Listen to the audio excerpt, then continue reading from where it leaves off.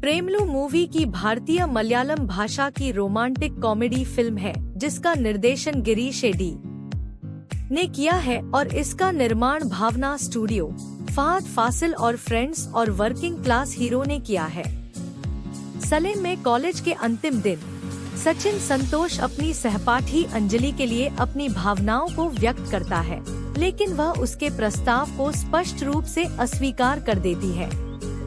सचिन अपने गृहनगर अलुवा वापस चला जाता है, जहां वह अपने माता पिता के खराब रिश्तों को संभालता है और ब्रिटेन में उच्च शिक्षा प्राप्त करने की योजना बनाता है।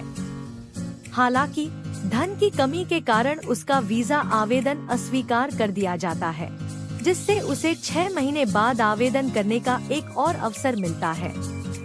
सचिन अपने पिता के बेकरी व्यवसाय में मदद करना शुरू कर देता है। एक दिन वह अपने बचपन के दोस्त अमल डेविस से मिलता है, जो उसे हैदराबाद में गेट कोर्स के लिए अपने साथ चलने के लिए कहता है।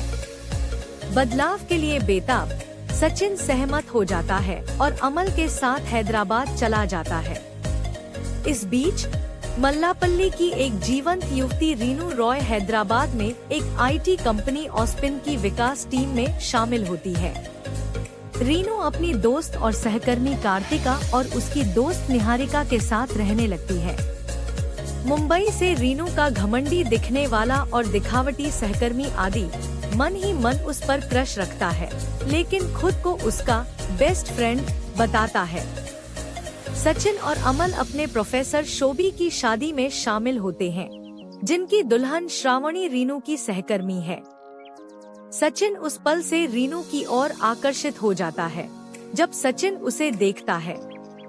अपनी पहली मुलाकात में आदि के साथ झगड़े के बावजूद वे रीनू और कार्तिका के साथ दोस्ती कर लेते हैं।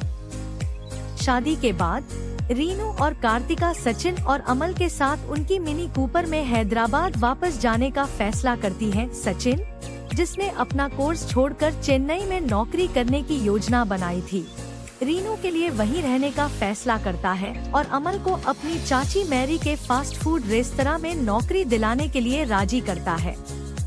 सचिन और अमल रीनू और कार्तिका के पड़ोस में चले जाते हैं और उन्हें एक पब में पार्टी के लिए आमंत्रित करते हैं।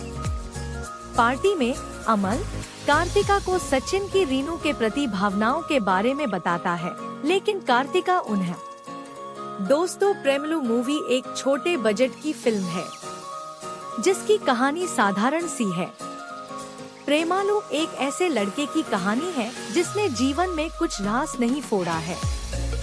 दोस्तों, बिल्कुल अपनी तरह, जिसने जैसे तैसे करके ग्रेजुएशन तो कर लिया, मगर जैसा कि समाज मानता है कि ग्रेजुएशन के बाद लोग परिपक्व मैच्योर हो जाते हैं, सचिन अभी भी कॉलेज के सचिन जैसा ही है, जिसने भविष्य की कोई रास प्लानिंग नहीं कर रखी सिवाय के यूके जाने की। मगर उसके जीवन में जैसे